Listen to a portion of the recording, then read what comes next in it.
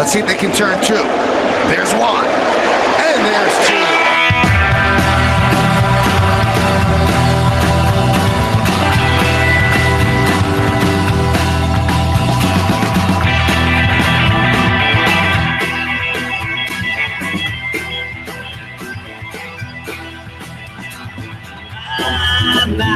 It's a pretty big fish to fry. It's a pretty big fish to fry. My. It's a pretty big fish to fry. It's a pretty big fish to fry. My. Last weekend I barely thought I'd make it out alive. Told myself I'd take time and give the world a try. I was alive.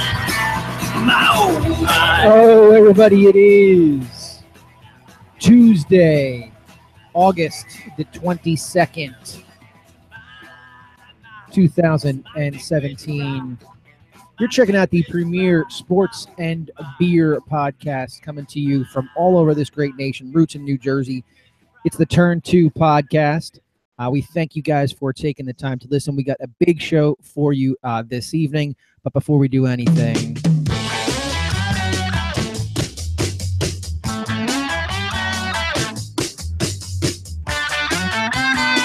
so this little podcast was an experiment that started 1 year ago today. This is our 52nd show, so we have actually lasted a whole year. We are going to be bringing back some faces from our past. We're going to have some new faces checking in, so strap in, everybody. It should be a nice long ride. But before we do anything, why don't you go back home to your street malls and drink your Zimas and Smirnoff Ices? Oh yeah! The greatest beer in all the world! somebody from the bar. Yeah, I like cold beverage, yeah. I like cold beverage, yeah. I like cold beverage, yeah. Cause I'm feeling kind of parched. Stick it in the fridge, stick it in the fridge, stick it in the fridge. So I had to take my beer out of my Yeti cooler to remember what I was drinking. I'm drinking a Yosemite Creek County Line IPA that was left in my refrigerator by somebody else. So quickly, let's go through, starting with Denville, New Jersey. We got Brett. What do you got, bud? Oh, not Denville, though. By way of Jensen Beach, Florida. Nice. Poor circulation, Florida. With ports, I will be moving several times throughout the show. Laying down, sitting up. Are you sweating? No, I'm not sweating, but I just can't. You will be. Not yet. Yeah. My circulation is poor. I'm drinking a Funky Gold Simcoe dry hop sour ale. So I went sour tonight. That's a big one. Yeah, larger than normal. That's me, right? Wow. That's it. I've had a couple of these so far tonight, and That explains the circulation. they're pretty darn good. So, yay sours. All right. Nation's capital, Yampo. What do you got? What up? I came back from the Jersey Shore this past week, and I brought back some Cape May Brewing Co. Double IPA Coastal Evacuation. You know they say down the shore everything's all right. They do. They don't say beach. I'm not going to the beach. I'm going to the shore. Damn right. Fucking DC assholes. Alrighty. Making his triumphant return, a founding father here of the Turn 2 Sports and Beer podcast, Ras. I'm not drinking beer. I'm actually drinking Havana Club. It's a rum. He looks so confused during the segment too. He's like, "This isn't how we used to do it." I don't get it. I don't understand. Does that come in the bottle that has like ropes all over it? So it actually looks like that. There's a picture of it. You took a still picture, or you took a Google image to show. Yep. Well, For a radio show. Good thing, Yeah. Good thing you're not recording this. We're Facebook Live right now. No, but it's fantastic. If you guys haven't tried rum, it's like Scotch. You without the peatiness. You guys haven't tried rum. Not the normal rum. I'm not talking about the rum you mix with Coke. I'm You talking guys were about never good 17. rum. Wait, what? What's the difference? Age 7 years. It's smooth. It doesn't have any of those off flavors. It's very drinkable. Tastes like Scotch. It's a sipping rum. It's a sipping rum. Age 7 years, perfect transition in Nikki. So 7 years old. The Parsippany crowd right there. Nice lead in, Paul. What do we got, Nick? Well, we're talking about college football tonight, so college football means tailgating, and tailgating means cheap beer, so I got some nice Coors Light. Nice. Don't mistake price with quality, Nick. Well, I'm just happy he doesn't have a flying fish. No, it does. Brooklyn. The last one. From Brooklyn. From Whippany, we got Paul. What's going on, buddy? Filling in for Brett this week. I have a Magnify Uncharted Territory.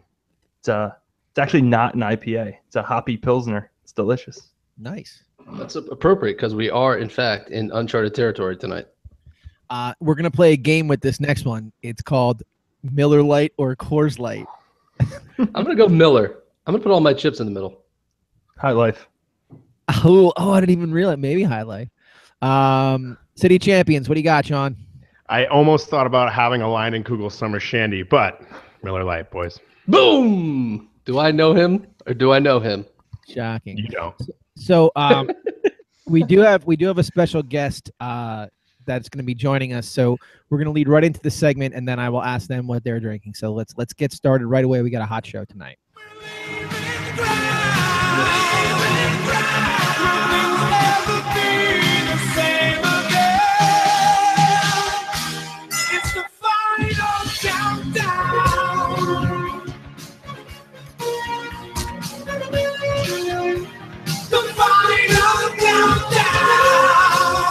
That's right. The sweet sounds of Europe coming to you. We are going to break down the McGregor-Mayweather fight. And in doing so, we're bringing in, we're going back to our roots here. And we have a Montville, New Jersey, I guess actually Towako, New Jersey, right? Native who has made her transition into the fight game. Victoria. Hey. What are you drinking tonight? I'm a little embarrassed to say it. I didn't bring any of my summer shandies back with me. I got a Corona Light. Nice. Yeah. Well, it's the summer, so we'll dive into that. So it's light. All right, so here's light.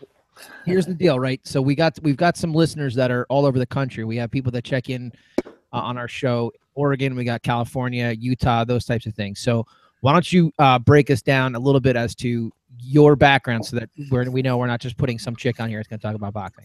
My background started about 3 years ago in boxing, the amateur boxing world. As you guys all know me from growing up, I've always been very aggressive. So it's not very surprising. In my 30s, I got into boxing for fun, just to punch some things and let out some steam. You were kind of handsy. Very handsy. These hands are magical, Bubs. Oh, right. little inside. Okay, Never mind. boys. Hang on. Come on. What? It's come on, hang on. Come on. Go ahead. None of you boys know about these magical hands, all right? So just chill out. Well, someone couldn't make it on the show, did, but that's neither here nor there. I'm just keeping my mouth shut. And Drink? Go. Is this time for drink? It's not a drinking game. Go ahead. Keep going. Oh, Jeff, it's always a drinking game. That's a good point. So I quickly made a transition into fighting, competing at the amateur level. I thought I would be one and done, but I don't know if you're so familiar with it. It's kind of like a cult. It's like a family that, once you get into it, you don't want to ever leave.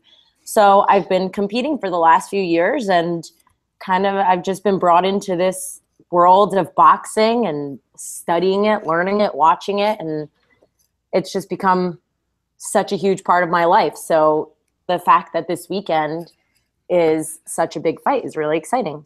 Although I think the bigger fight is going to be in September with Triple my G. boy. Yeah. Well, my boy is Canelo, but Triple G too. What was that? I didn't have a Tecate, so I had to go with a different beer tonight. I thought that was pronounced Tecate. Guys, I think I can help with the Tecate. It's not Tecate. All right, so we'll have you back on for that fight too. But I guess before we do anything else, talk to us. There's been a lot of noise about this fight. Boxing people have kind of come out against it. The mainstream people have been, backing it. It seems like there's going to be a lot of people buying it. From your perspective, as somebody that's a boxer, an amateur boxer, is this a fight or is it a gimmick? It's going to be entertaining, that's for sure. It's two very different sports. I think both of them are extremely intelligent in their independent sports. I think their road leading up to it with their press conferences and All Access has been super entertaining. It's definitely brought people from all over, whether you're a boxer, MMA, or neither, a fan of just sports in general. Nobody wants to miss it. So I think it's going to be just a really entertaining fight. I mean, of course, McGregor doesn't have a chance. No, but so you really think that? You really think he doesn't have a chance? I really, truly think he doesn't have a chance. I think his MMA IQ is ridiculous. He's tough. He's strong. He has stamina. But I think Mayweather's experience, his defense, his boxing IQ is going to make him indestructible. I don't think McGregor will touch him. And I think he's going to get frustrated with that. And I think because everyone's so focused on Mayweather's defensive ability, I think they forget the power and the speed that he has behind especially his right hand. And I think he's going to shock McGregor with that. Are you talking knockout? I think they will end the fight, but I think it'll go 9 or 10 rounds. It'll be over in the 12th round because they're going to hug each other the whole freaking time, and we're going to be pissed about ripping up $100 bills. They're not going to be hugging each other because, I mean, McGregor, that's his only chance is to get in real close and in the blender with Mayweather and get in those little handholds and, revert back to what he's capable of. But I don't think they're going to be in the blender that much. I don't think they're going to be that close. I don't think Mayweather's going to let him get that close to him. Love the blender. The blender is a great term. We got to use that elsewhere. We definitely do. And Yampo, you rip up $100 bills every fucking weekend. Yeah, but that's but a big deal. So wait, do you guys not have Mayweather on this? Who's got who? No, we all do. I think unanimously. Yeah. How much? How much are you putting on him? Well, I could put 50 on McGregor and win like 500. No, you'd lose 50. You're not going to lose. Yeah, but I think that's not Think about the upside. See, I'm an upside guy. Yeah, that's not a bad bet. I think it's a good bet. Here's the thing. I think it's going to be hard for McGregor to when you and you would know, Vic, but when you come up and you're like an MMA guy and then all of a sudden you're boxing, how is he not going to have like muscle memory and the tendency to want to like grab the guy or tackle? Like, how's he going to? Well, how are you going to stop doing that? I don't. And I think that's what he's been working on, is trying to eliminate that. I mean, he has these, in the boxing world, these untraditional stance. I mean, not only is he southpaw, but I mean, his MMA, his stance is going to be different. He's going to be a little more squared up. His hands are going to be up instead of to the side. As soon as they get in close, he's going to want to hold the back of his head. And I think that the ref of this bout is a really good ref for this fight, because he's going to pay attention to these things and he's not going to let it get dirty. Is it the old bald-headed guy? What was his name? Yeah, Mills Lane. Mills Lane, no.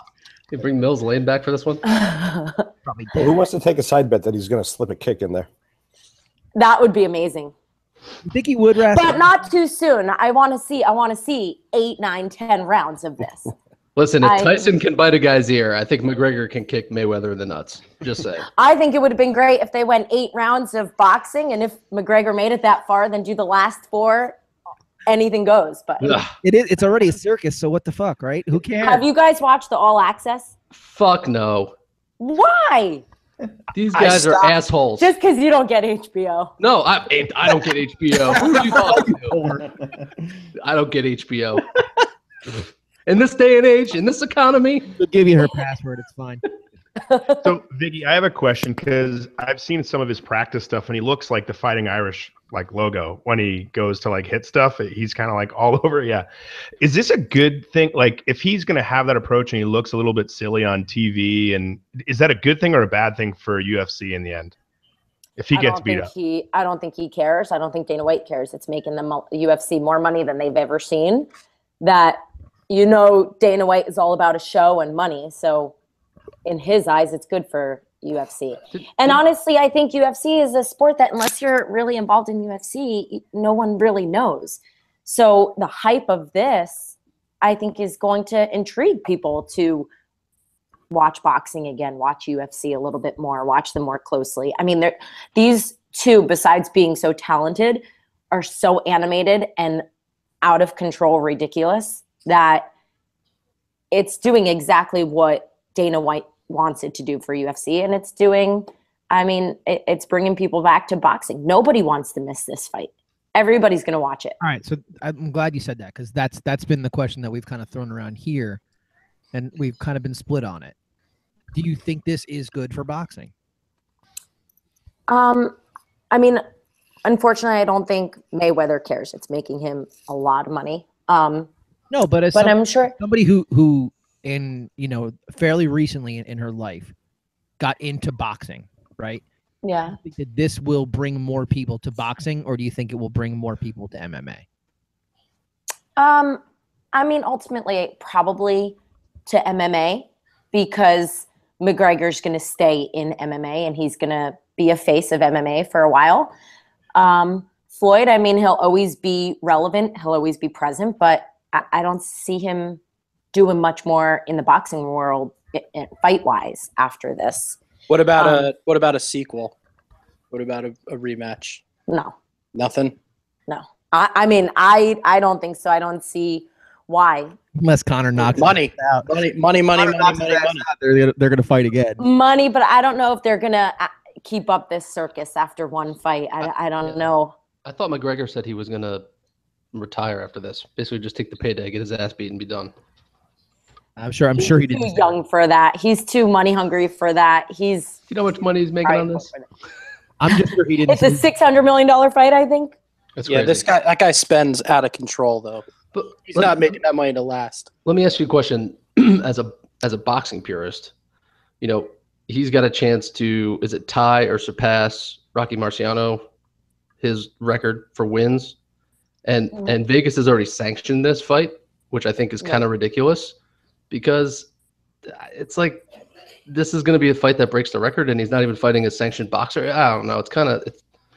Well, he had to get licensed in order for the fight to be sanctioned. Right? I get that, but I mean, I'm not saying that it's a legitimate contender, but I mean, it is a boxing match. I just don't think it. I think it kind of tarnishes. Well, a lot of people think he sold out. He was a sellout for his 50th fight. Well, I mean, a lot of boxing fans. Yeah, Mayweather. Yeah, because he's a piece of shit. That's why. Okay, despite his character, despite how he represents himself, he's smart. He's a smart businessman. He just opened a strip club called the Girl Collection. Girl Collection. And you know it's going to be off the charts. I mean, again, watch All Access, and he promotes it. I don't want to support him, yet I'm going to buy the fight. Right. I think that's what Such a lot a conundrum. of people say. I think that's what a lot of people say, is they don't want to support him, or they think it's going to be a blowout, so they don't even want to watch it, or they're such big boxing fans that they're upset with this. But nobody wants to miss it. You don't want to be the one person that didn't see it. I read funny comments in the section of an article about this, where someone said, "Oh, this is like, suckers pay $100 to watch this fight," and someone responded, "That's what poor people say. Don't be a pussy and buy the fight." What you got, Paul? No, just Mayweather's last couple fights haven't even really been that entertaining to watch. I mean, it's just. Did you not watch Berto? Who? And I mean, the Pacquiao Who the fuck is Jay Bruce? The Pacquiao fight was terrible. Yeah, I mean, it wasn't. It was almost like watching a baseball game. It gets very boring unless you're actually there. But at the same time, it was perfect boxing. It was, but that's not entertaining. So hopefully McGregor can bring some entertainment to the fight. Look, there's one thing these two guys are, and they're smart business people. There's no way this fight ends early. There's no way. They're gonna let each other hang around just because they know it's gonna make more money if they ever wanted to do anything else. There's no way this thing ends early. No, they're gonna be chirping each other the whole time. They're gonna be laughing, and. But how insulting is that? How insulting is that to the entire viewing audience? They get. Well, I mean, that was like their press conferences. It's like a WWE event. Like it's not even legitimate. Wait, WWE I was is not real? just thinking that, Jeff. I believe we did a WWE skit in high school, and it was really cool. So That's my point. We have no discernible skill. Go ahead, Sean. No, I was just going to say everything that's been brought up today has just been about business strategy, not about like the fight. And it's kind of like a joke to the sport as it's been explained. Yeah, it seems to me, and not for nothing, but it just seems to me like it doesn't even matter. Vicky, you said it doesn't matter to Mayweather if it helps boxing. It doesn't matter to Conor if it helps MMA. It's helping two guys, and we're all buying into it because there's nothing else like it happening. I mean, Floyd Money Mayweather. Conor chirped him and said, "Call me Conor Money McGregor." I mean, they're not hiding the fact that they're all about the money. Yeah. Well. No, the one thing McGregor doesn't do is hide the fact that he likes money, and Floyd too. So, well, a wise man once said, "Mo money, mo problems." Somebody else said, "Life ain't nothing but bitches and money." That was Mayweather, wasn't it? No, that was Cube. Oh. All right. So run down the line. Vicky, will end with you. So Brett, what do you got in this fight? like, who do I have? Yep.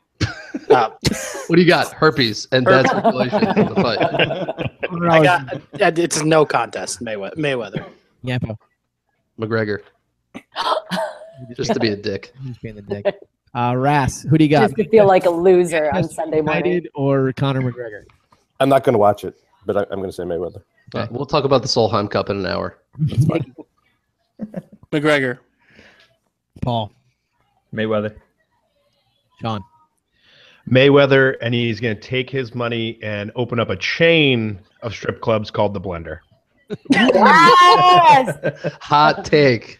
Oh, Hot Jesus. take. You heard it here first. It'd be better if it was male strip clubs. He didn't say if they were going to be male or female. Right. All right, Vic, who do you got? And tell us why. Mayweather. Because he can't be touched. He can't be beat. Mayweather is Vegas, and the house always wins. All right. Ooh. Great close. Another hot take. Thanks for coming on for it, Vic. We're going to do some other sports. You're welcome. Do you want to hang around? I'll just be drinking from the sidelines. So, do you want to maybe stand up? Do you want to stand up? No, I'm good. I'm good right here. If you want to hang out, just feel free to walk around your apartment or whatever you need to do. Those books look like they need to be tidied up a little bit. Hello. They are freshly dusted, and everything is clean. So no need. Thank you, guys. Love you. All right. College football preview. That's going to take up the second half of our show. And next week's and the week after. And the week after that. The preseason AP top 25 came out this week. The top 10. We got Bama at 1, Ohio State 2, Florida State 3, USC, Clemson, Penn State, Boomer Sooners, Washington, Wisconsin, and Oklahoma State rounds out the top 10. So we got a college football expert on the show, and Sean. Sean, why don't you talk to us about where you think those rankings, how you think those rankings are, if you think that they're good, bad, and different, college football being what it is. Why don't you just take the bull by the horns and we'll see where we land. Yeah, I think, like you said, the preseason stuff, as we've mentioned many times before, doesn't really matter. A lot of stuff shakes out. Not too worried about it. I think there's a few key takeaways, not only from the AP poll that you kind of learn, but also just heading into the season to get excited about. In previous years, if you looked at things, I think you'd see, one, maybe 2 or 3 teams that stood out at the start. I think typically that was in Alabama that sits there today. But this year, I think what's really exciting about college football is that you've got a solid group of 5+ teams that could be honest contenders. I really like USC. I really like Penn State. I really like Oklahoma within those 5+. All those 3 are coming back with some great experienced players, particularly at quarterback position. Penn State has arguably the best player in the country with Saquon Barkley. Last year, he had 1,500 yards on the ground, 18 touchdowns on the ground, plus I think 5 more on the receiving end. So he's a star, and they've got some really good help elsewhere on the defensive side of the ball. For Oklahoma, they've had some changes with Coach Stoops leaving, but I'm not all that concerned just because Lincoln Riley is as good as it gets. They've got Baker Mayfield. While I don't enjoy him off the field, I think he's a really good leader on the field. And I think that What don't you enjoy about him off the field? DUIs, antics, all the handlebar mustache. No, that's not a big deal. That's the worst Good one. look. Yepo, there's no doubt in my mind you had a handlebar mustache at one point in your life. Oh, I got pictures. I don't doubt it. But he's great on the field, and they're going to really need him to get past Ohio State in week 2. That's going to be a tough road test for them, where they got whacked at home, or waxed, as Yampo likes to say. Waxed. Waxed. Last but not least in that group, I think USC is really going to stun some people. They lost some really quality perimeter players to the draft, but if last year's Rose Bowl is any indication, I think Sam Darnold has shown he's ready to make some noise. He's the Heisman favorite going into this season, and deservingly so. He's got a cannon. He's a lot bigger than people think, and he can move a lot better than people give him credit for, but he's certainly capable. So I think definitely look out for USC, Penn State, and Oklahoma. Go ahead. How does Penn State? Where is Penn State coming from? What do you mean? What do you mean? What do I mean? What? Because they were fun to watch last year. They had an upset or two with Barkley's coming back. They're not that good. They're not a top 10 team. They're going to be like Michigan State last year. There's zero chance that they would not be by like record. Michigan State. Not by. I should qualify that statement. Go green. Not by record. Go white. But in the sense that they're going to be in the top, like they're going to fall right out. I just don't see it. I don't think so. I think if you look at their schedule, it's really not that tough. They will have tough games against Michigan and Ohio State. I want to say they're both away, but they bring back a lot of talent. I think Trace McSorley's gotten a lot better. I think Saquon Barkley's good. I think they're a wide receiver away from being like really, really dynamic. But all right, we could. You want to lay down a bet? You want to? Yeah, you want to go live? I'll lay down a bet, of course. But I look at this and I say, Bama, Ohio State, Florida State, USC, Clemson. Okay, those are like perennial powerhouses for the most part, right? And then it's like Penn State. They haven't been relevant in many, many years. I just don't think they could hold any of those teams jocks. I do think they can, and I actually I have a lot of reservations about Ohio State and Florida State. Maybe not as much Florida State, but Ohio State. Every year they've had to clear their roster and start over. I know they got a ton of. I think what you're saying from a perennial standpoint is they have a lot of bench strength. They have a lot of kids who can step up and do those things. You equate that to directly Urban Meyer's influence or Jimbo Fisher's influence or Nick Saban's influence. But Penn State's right back up there, man. I think they've got a great coaching staff, great talent, and I'm happy to make a bet if you want to. Okay, we'll talk about it in Atlanta. When we don't see each other. Bullshit. Outside of the top 10, just some other folks to look out for. I think Michigan at 11, Auburn, an improving Auburn at 12 could start to see their way up. LSU, I think, is severely underrated. They've got one of the best running backs in the country. Georgia's got a really strong team with a more experienced quarterback. Tennessee. Tennessee's at like 25 now. They might have some fun. They might do some things. Their coach better pray that they do, because I think he's done if not. And then the last team I would say is Miami. Could surprise some people. So look out for those, and look out. Well, another team in the top 10 that could shake some things up would be Oklahoma State. All right. So you mentioned a bunch of teams. I've selfishly got to ask you the question about the quarterbacks that are playing this year. From what I've seen, that there are about 3 top tier quarterbacks. Obviously, the kid from USC being the one that everybody seems to be talking about. Sanchez, that's right. No, we've already been down that path. Oh, Carson Palmer. Liner. Well, I'm glad you're throwing in all those names, because that to me is the red flag, right? Because the Jet fan base has. Hold on. Pause. Sorry, Brett's moving again. I'm getting nauseous. It will be nonstop. I'm telling you. So the Jet fan base is constantly trying to lose out so they can draft this franchise quarterback. I'm a little concerned that it's the kid from USC that everybody's eyeing up. Do I have reason to be concerned, or do you think that he forecasts out to be a good NFL quarterback? Look, history kind of tends to repeat itself there, right? Particularly of any university. I was thinking about this not so long ago. I see a lot of really strong quarterbacks, experienced quarterbacks who are great in college today. In this year's talent pool, I don't see a ton that will be franchise quarterbacks or have the potential to. If there's one that I feel the best about, it's Browning at Washington. I think he has the most like pro style kind of feel to him. I think Sam Darnold's great. I think he is got as strong as arm as any. He makes really good decisions in the pocket. I don't know how it's going to translate, and those are qualities that you saw in Matt Leinart and Mark Sanchez and really other experienced quarterbacks at USC. So I think he's talented. I don't know if he's your savior, but then again, I don't know who is. Well, I've been pretty vocal that I don't think that there is a savior. Like I don't buy into that, but I know that they're clearly angling to make a quarterback their pick this year. So yeah, this has Trace McSorley written all over it, with Hackenberg backing him up. Yeah, it's got Lamar Jackson. How long did it take you to research? How long did it take you to research who the Penn State quarterback was? Oh, like 30 minutes, aka. I said it already, so it doesn't matter. Oh, you did? Yeah. I think what's the guy from Oklahoma State? Mason something? Mason Rudolph. He's a nice prototypical size quarterback. He's good, and he's gonna have. I think he's gonna have a pretty shining year. I don't know if I'd put him in the same kind of place or at least the category that Jeff's talking about, but I think he's gonna be really strong. Jeff, are you basically saying the Jets are already tanking right now in the preseason? I'm not saying they're tanking. I just don't think they have the offensive capability to win more than 4 or 5 games at the ceiling. I'll take that bet with you. You would take the over on 5? I'll take the under on 5. No, that's what I'm saying. No, you said 4. Okay, you jumped in as I was speaking. I said 4 or 5 games. That's what I do. This guy's got to make a bet.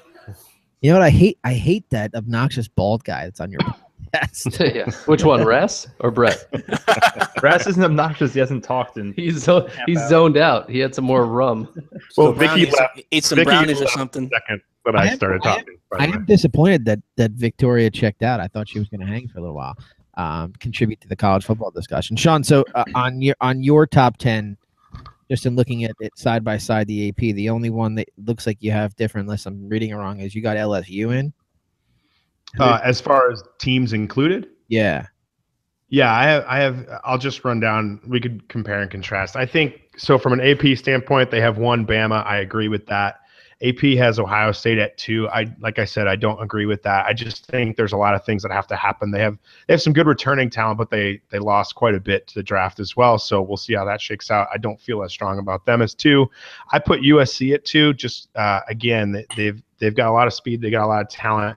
A lot of that is also based on schedule. I just don't think that USC's schedule is all that difficult or insurmountable where it wouldn't put them at a chance to be undefeated going into Pac-12 play or Pac-12 championship.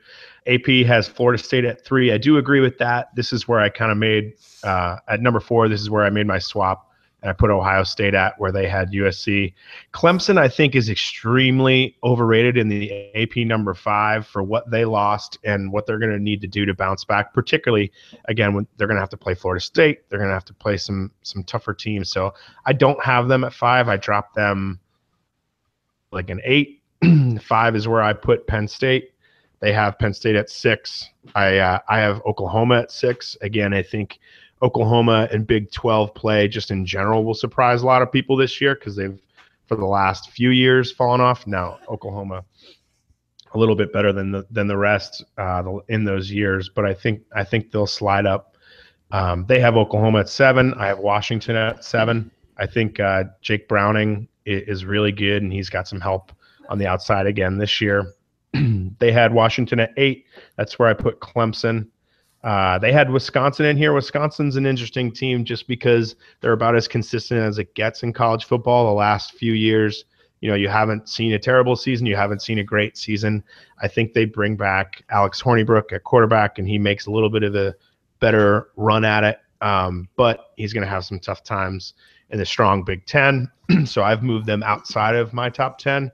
And at number 9, I put LSU in there. Again, really strong team. I like Coach O because he sounds like he's from the Bayou.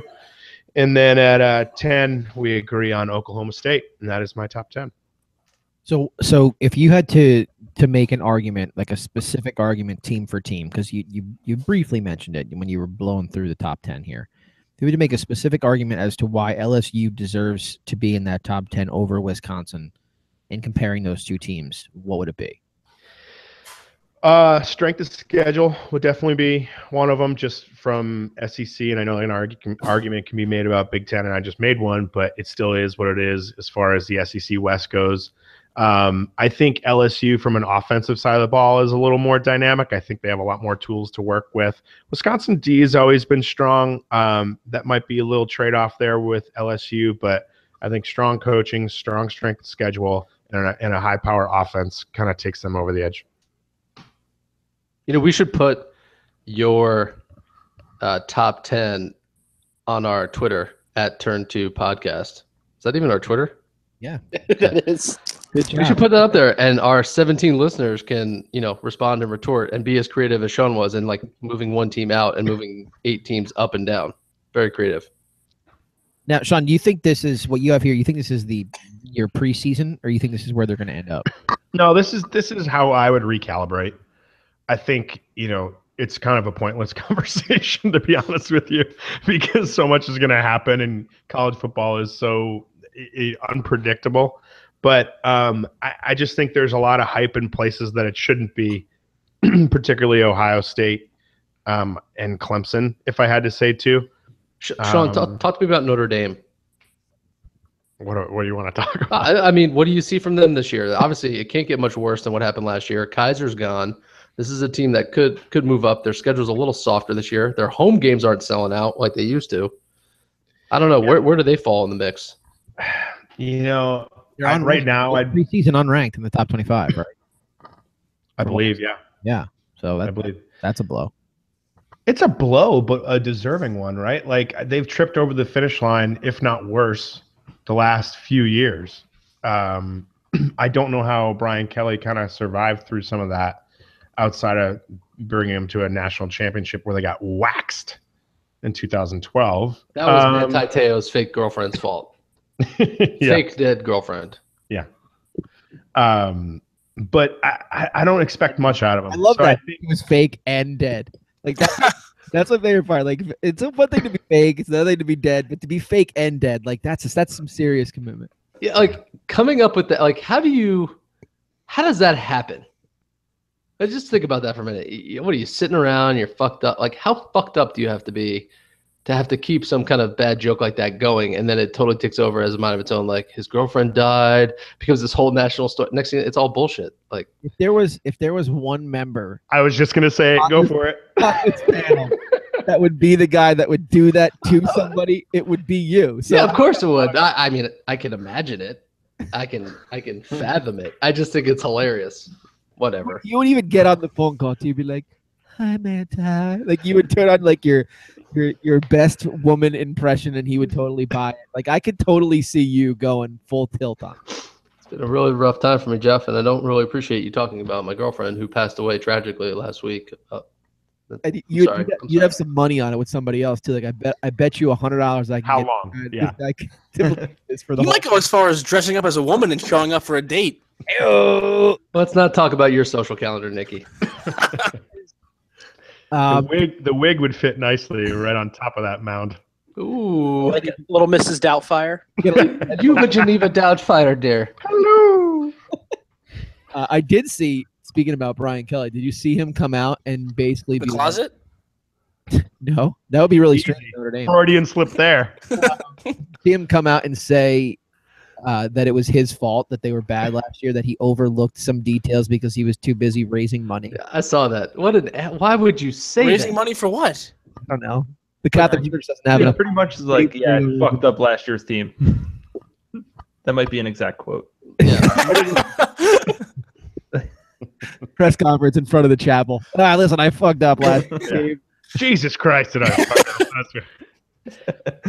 I don't. To answer the question, I don't think there's many expectations from their fan base. I think they always go into every season just with this feeling of optimism, but Because the schedule's soft.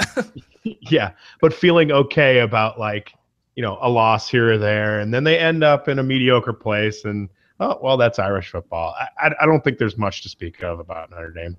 There is one team missing from your top 10 that really has me upset, and it has nothing to do with that I think they're deserving. It has to do with the fact that I won't get a chance to reference them over and over again this year, and that's the Michigan Bug Readers. They sit firmly at 11. Okay, so there's some flexibility there that by like week 5 they could be within the top 6 or 7, that we could still be talking about their khaki wearing booger eating coach. That's right. It'll be exciting. They have a Jeff, big game to start the season, though. Florida, Michigan is going to be great in Dallas, Texas. Can you just repeat that? Florida, Michigan is going to be great in Dallas, Texas. Yeah, they're playing in Dallas, Texas. It's a neutral site game. Just that stuff drives me like that. Is everything that is wrong with college sports not paying athletes. Why? Because they're in Jerry's World. They're playing in Jerry's World, where there's like 100,000 seats, and it's going to be probably nationally televised. It's good for the kids. They get a good experience out of it. You say that, it reminds me of that commercial. Who was it with? The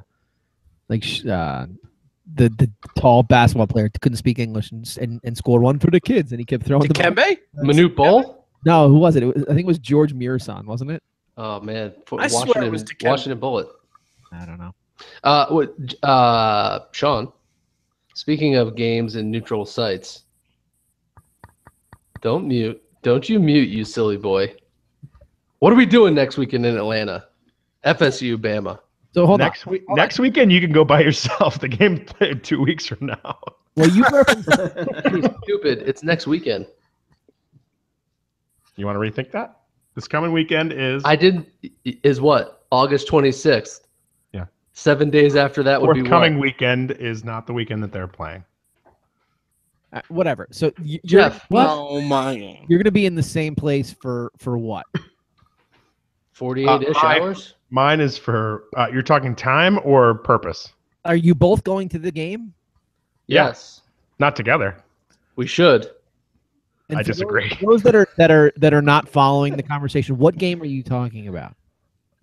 The greatest game of all time as it's being billed.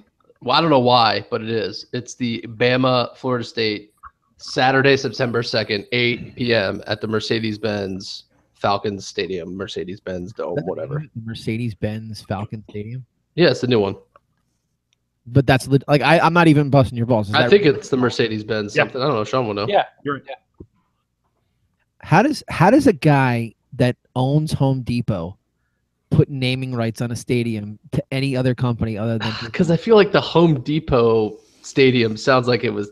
He can't pay himself. He can't pay himself. But the company can pay the rights. Yeah, but Mercedes-Benz carries prestige, and when you have that naming, like you add that to like the luxury club levels and shit like that, it's not gonna be the Home Depot luxury suite. Yeah, you get to build your own luxury. You can hand out hammers as they come in. That could be cool. Let's build something together. Hold on. The funniest part of that stadium is that they put a Chick-fil-A in there, and it won't be open on Sundays. Yeah. Why Wait. would they do that? Wait. I know Chick-fil-A's aren't open on Sunday, but are you serious? They put it in there. They won't be open for the Falcons games. What the fuck? Who's doing dishes? But it will be open for your college football game, right? Oh yeah. Is that the first event they're having there? I want to say there's a preseason game. No. I think they're filming. I think they're filming Drumline 3 this weekend there. Good call. Who's that? Marlon Wayans? Nick Cannon. You would know that, Nick. You piece of shit. Nick Cannon is hilarious. Okay, so seriously though, Sean, we're gonna be there. We should do like a live. Look at the Snap lit. Maybe do a live pod. You, me, and Herbie. No. Love how you had to shoehorn Herbie in there. Herbie. He'll be busy. So will I. It was just as unlikely that it would be just the two of you, but then you threw Herbie in there and it's an active. I mean, my wife's gonna be there, so it's like I'm gonna. That be on actually good does behavior. help your case quite a bit, substantially, actually. Yeah, exactly. All right. Because I know you won't. I know you won't open hand slap somebody in front of me and If make you me bring that embarrassed in up, front of if you coworkers. fucking bring that up, Yeah, it's not bad enough that you bring up on a recorded podcast. That's shut up. for eternity. Stupid. All right. If you were to, we don't have this on the rundown, so I might be putting you on the spot here, but if you were to give me like 3 or 4 guys that you think are going to be Heisman type players, or 3 or 4 guys that are going to be worthwhile to watch all year long, who are they? I mean, I think we've talked about some of those guys already. I think Sam Darnold's definitely one of them. I think Saquon Barkley is definitely one of them. I'm drawing a Jackson. Lamar Jackson. Yes and no. Yeah, we'll see if he comes back and has the same season. I have my doubts there, just by how things kind of fizzled a little bit. But yeah, I would put him on there. And then I'm drawing a blank on that LSU running back's name. Darius Geis. Yeah, Darius Geis. He's going to be something else. I mean, he had 1,000 yards last year as a backup. So, and that's in a real tough conference. So I would put him in there as a 1-2 with Saquon Barkley on the running back side. That's a testament to the O-line. Do you have anybody else, Yampo, that you would put in there that he didn't say? No, I don't know shit about college football. Nice, good job. Fuck me. Who cares? All right, we got a nice little segment here to put a bow on it, so to speak. Happy Boy Day. 12 Browns players took a knee during the national anthem last night, and then proceeded to take out Odell Beckham Jr.'s knee during the game. Yampo? So first of all, there's two pieces to this, right? You could really cut this into two sections. Why don't you take them back to back? And belly to belly. I don't.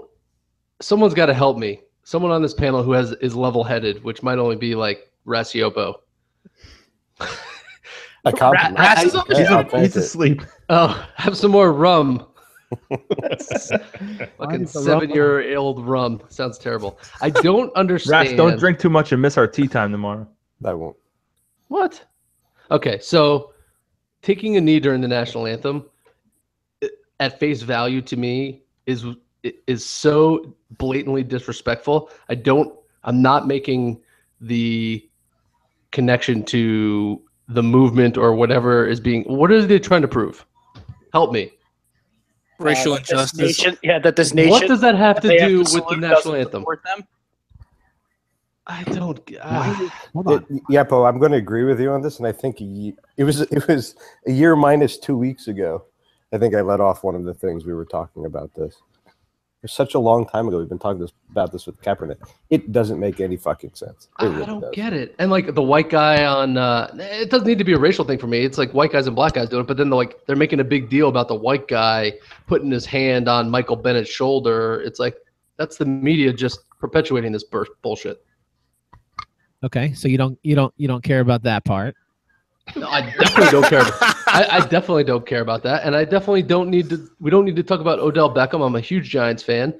You know, you could carve this shit up a million ways. People saying, "Why is he playing?" Why? Listen, they got to play.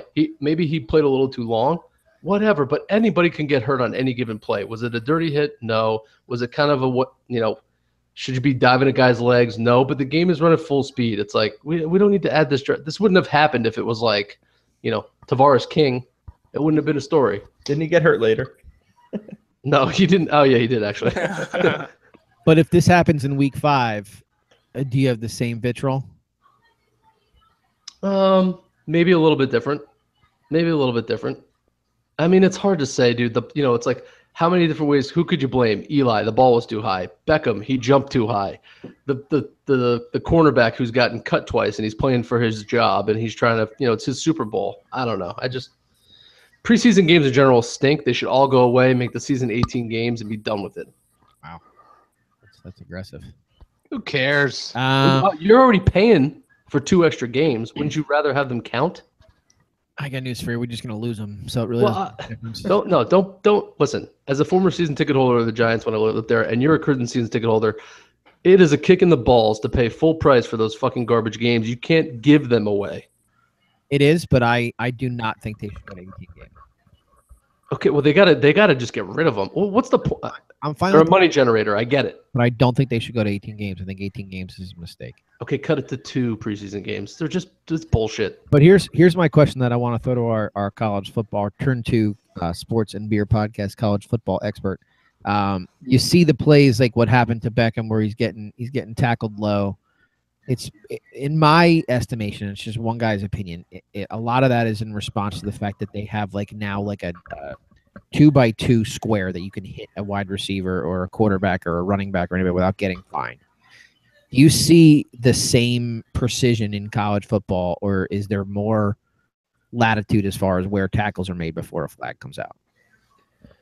Well, the rules are a little different because they eject players, which I think that's hard to swallow too. Because I think, not that I ever want to agree with Yampo, but the things move so fast that it is sometimes really hard, and I don't know if I necessarily agree with it. If I'm understanding your question correctly, is anything different about that approach versus NFL and what they learn and how fast things move? Is that the question? Like, is the college football, the way the college football game is called from an officiating standpoint, preparing these folks for the NFL to hit in the right way?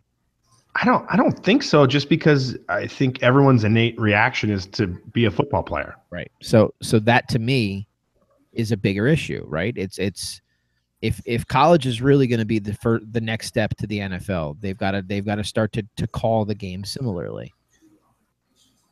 Yeah, the targeting thing is really tough in college in that they do kind of review it, but to get ejected, like that really sucks for a young kid to go through that. If it was done on purpose, then yeah, of course. But there's so many bang bang kind of plays and decisions that happen in either college or pro that make that really difficult. And I don't know if you're teaching anybody a lesson by doing that.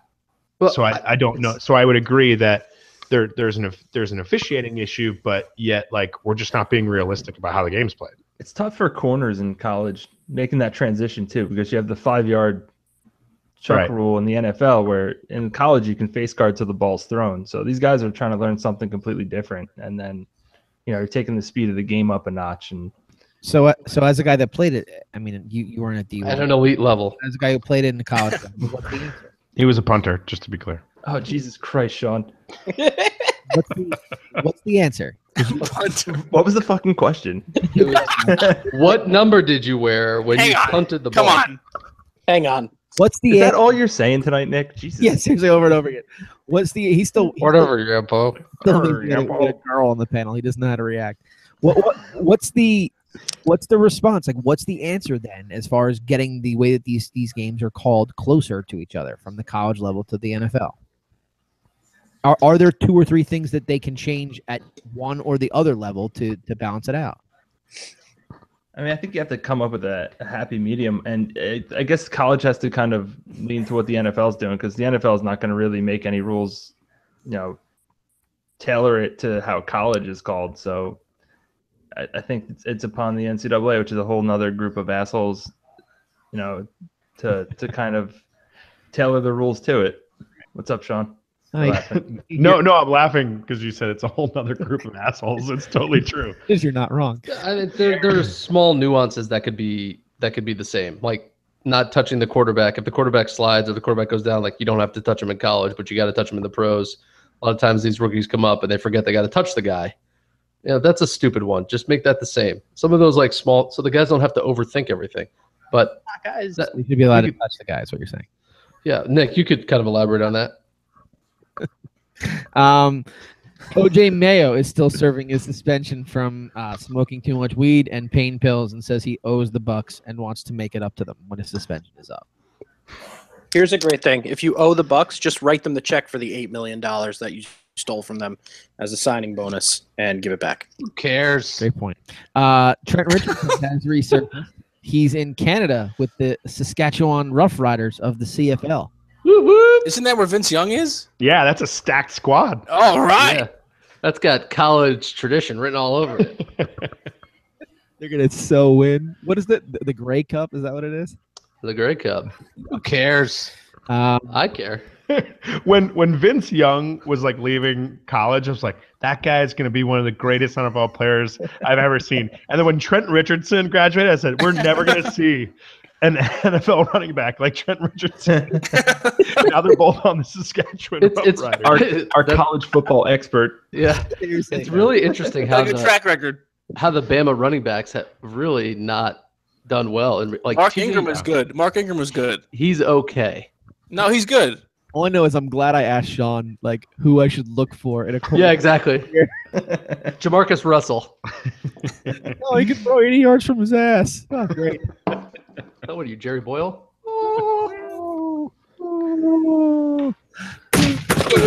All right, let's go to last call situation. We had Kevin Kadarius. I don't know who he's tied to. He may That's my roommate. He's my quarterback. He's asking if we're going to talk about the Kyrie trade. So I told them we would. So let's quickly mention the Kyrie Irving trade. He was traded tonight, basically as we were going on air, right? So you mentioned it, so we're good. Okay. They get that Nets pick that I know Nick and Brett are seriously tied to. It looks to me like the Celtics acquired Kyrie from the Cavs for Isaiah Thomas, Jay Crowder, Ante Zizic, and Brooklyn's 2018 unprotected first-round pick. Wait. Who was the third name? Because someone was moving again, Mr. Circulation. And Ante Zizic. Oh, okay. It wasn't Kelly, the Canadian. No, it was not Olenek. I think three-bomber. Yeah. Olenek. So here's the question that I posed to my Nets friends here. Ras. Clearly it's not your pick, so you've kind of drifted away from it. But if you were the Celtics, would you have made that trade, giving up Isaiah Thomas, Crowder? Forget about the bum that's the third pick, the third player, the center, and that pick. Would you have given that up to get Kyrie, Nick? I would, yeah, because I think it instantly makes them the at least second favorite, if not the favorite, to take over the Eastern Conference. It just makes me sick that they're using the Nets assets to make it happen. And just like the NFL, the NBA is turning into a league where my team is getting suffocated by a New England area team in the division to dominate for the next handful of years. Okay, Brett, would you have done the deal if you were Boston in that way that they did it? Probably not. I don't really like the deal for Boston. I think it's too much. I think what they gave up was too much. And yeah, I had to move again. Sorry. I get uncomfortable. You should ask my wife about sleeping next to me. No, thank you. We're not going to. No, I've slept next to you many times. Yeah. Oh, hey now. Nick. Del Barton. Look out. I don't really. I thought that was the soundbite of Brett laughing. I got him to do it. I got him to do it again. You did, man. You did. All right. So I don't really like it. I think it was too much to give up. I don't. I guess they're hinging on the fact that Gordon Hayward and Kyrie are going to be able to. My boy's wicked smart. Yeah, are going to be able to do some things. But I thought Thomas was a really big piece on that team, and taking him away and throwing the first round pick into that deal just seemed like too much to me. I don't think it takes them over the hump. I think it's a bullshit trade. Dana White announced about 15 minutes ago that Vicky's fighting in the nest. Nothing to do with Victoria, but our UFC light heavyweight champion John Bones Jones, who just won the championship with a TKO win over Daniel Cormier at UFC 214 last month, tested positive. There's a fucking surprise. For what? And by the way, we already had this segment. But they have not yet stripped him of the title. He tested positive for beaver tranquilizer for anabolic steroids. God damn it, Bernice! Tested positive for rum. So here's the question, right? So Jones was running his mouth to Brock Lesnar about wanting to fight him. Like, why wouldn't they just do some unsanctioned UFC style where neither one of these assholes has to take a drug test and just shoot them up with as much synthetic testosterone as possible and just rip each other's freaking faces off? We already saw that. It was Rocky IV. I was just gonna say, like, two Ivan Dragos. Just like we put him in the ring, go. Now that is a business fight that I would watch. Me too. I would also watch that fight. That's you're more entertaining. You're a niche audience. I don't think he is. Honestly, I don't think he is. I think more people will be interested in watching those two steroid-riddled freaks just beat the hell out of each other. It's like professional bum fights, right? They'd have Like, to if hit they were each just on a whole bunch of cocaine and like Bum fights. It's like how Kimbo Slice became famous. yeah. Right?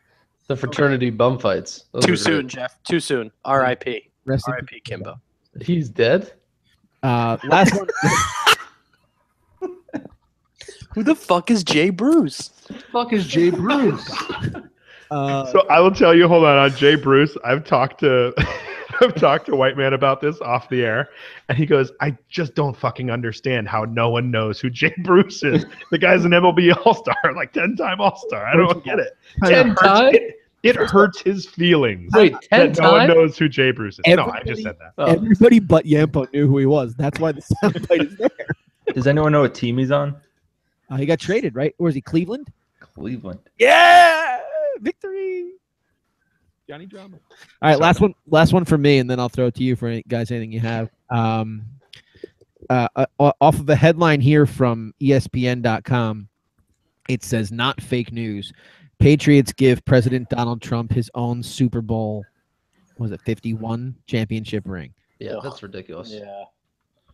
Lame. Nice team you got Lame. there, Brett. Okay. Kraft had to make that. Kraft had to make that decision and pay for it himself. That's Bob Kraft. Which is fucking just ridiculous. Keeping ties to. They're friends, aren't they? Yeah. Who cares? They were friends before the Friends forever. They're gonna fucking be there the next 3 years he's in office too. Terrible. Hold on. So what do you Wait, 3 years in office? yeah, hold on. What do you think the better odds are, just off of that statement, that the Patriots are there 3 times while he's in office, or that he's actually in office for all the 3 times? I don't know. Over under. Over under. Over under. Over under. I would bet on that. Get that gambling sound going. Get the pinball machine going. Where are the slot machines? Bing, bing, bing, bing, bing, bing, bing. Over under. I got a VIP ticket to Fat Sessa at Bar A this week. Oh my God, you're going to that? I don't know. I might go down there and just watch him The fall asleep drip. in the 98-degree heat as his Diet Coke sweat pours down his face. I wasn't sleeping. I wasn't sleeping. All right. Last call. Let's go down the line. Who's got something? Sean, you got anything? No. Blender is the new hot take. Oh, Blender. Paulie. I got nothing. Nikki. cool. Thanks for. Let's go, RU. That was worse than Which what is I said. essentially I nothing. would agree. Hey, Ras, listen, thanks for taking the time tonight and joining us with the wrong. Nap with us. This was fantastic, guys. He also just wrote something preposterous on the right side. I don't even know what it is. So I was reading this ad. We're talking about Brett moving a bed. It's an ad for this purple mattress, and this guy wrote this article. Since the purple has come to roost on No, our don't home, read it. Oh god. I sleep more deeply when I wake up. Who cares? I am not trapped in my pool of my own sweat. I fall asleep in any unearthly position. No apparent issues.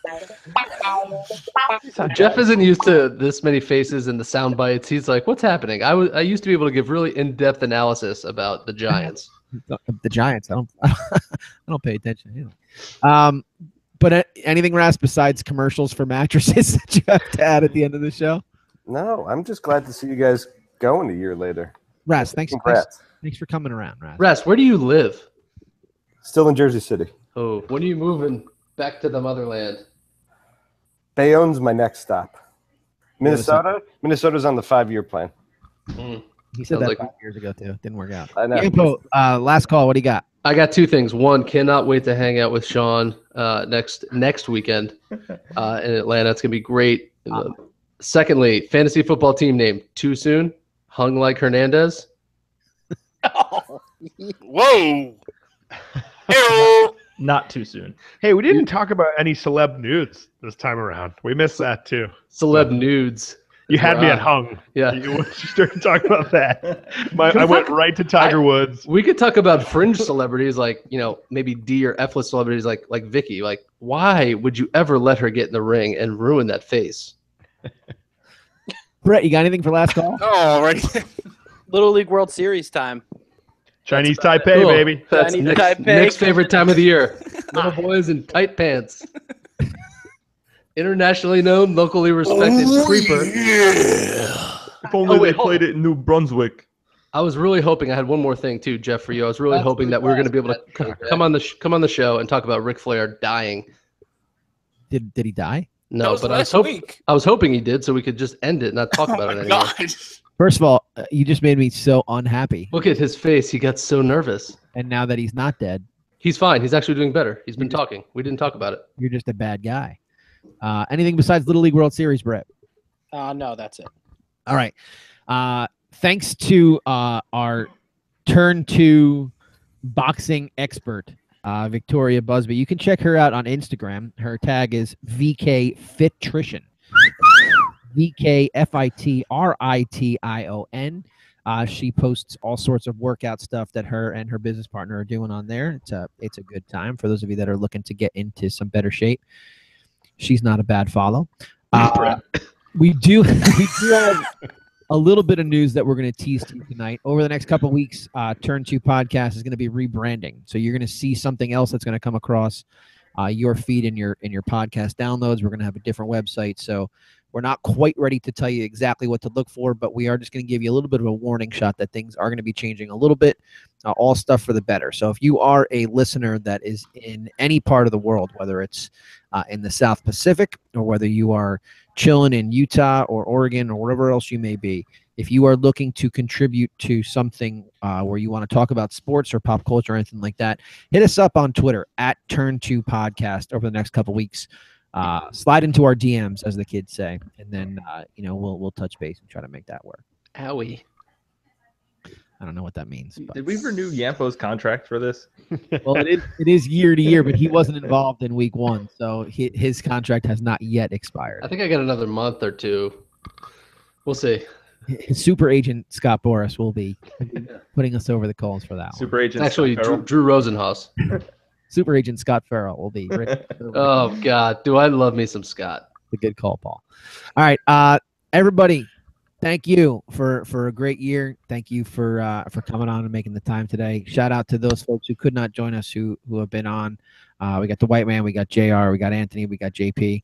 You want to do one more, JP? Jeff, I'm actually here, and I just want to say I had a really good time watching you today. So good job, guys. I really enjoyed listening to you. All right. Until next time, thanks for taking the time. Desperandum, dear lady, across the desert lies the promised land. Goodbye, Mrs. Gloop. Adieu, auf Wiedersehen, Gesundheit, farewell. Fare thee well to you, my own true love. River Mercy, fare thee well. I am bound for California, a place that I know right well. So fare thee well, my own true love. When I return united we will be. It's not the leaving of Liverpool that's grieving me, but my darling, when I think of thee. Now I signed on a Yankee clipper ship. Davy Crockett is the name, and the captain's name, it is Burgess. And they say that she's a floating shame. So farewell, my own true love. When I return united we will be. It's not the leaving of Liverpool that's grieving me, but my darling, when I think of thee. Now I sailed with Burgess once before, and I think that I know him well. If a man's a sailor, he will get along. If he's not, then he's sure in hell. So very well, my own true love. When I return united we will be. It's not the leaving of Liverpool that's grieving me, but my darling, when I think of thee. All right, oh,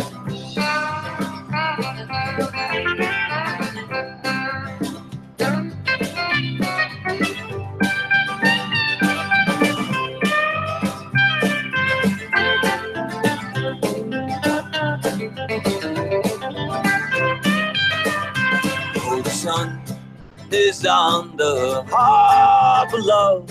Oh, I wish that I could remain, for I know that it will be a long, long time before I see you again. So farewell, my own true love. When I return united, we will be. It's not the leaving of Liverpool that's great for me.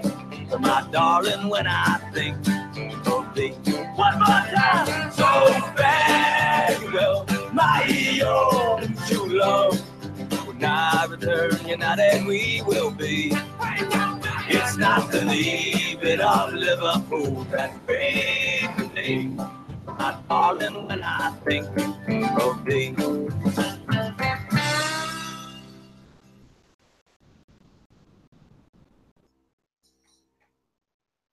Well, my hangover's gone and I'm thirsty for more. Come on, hang on.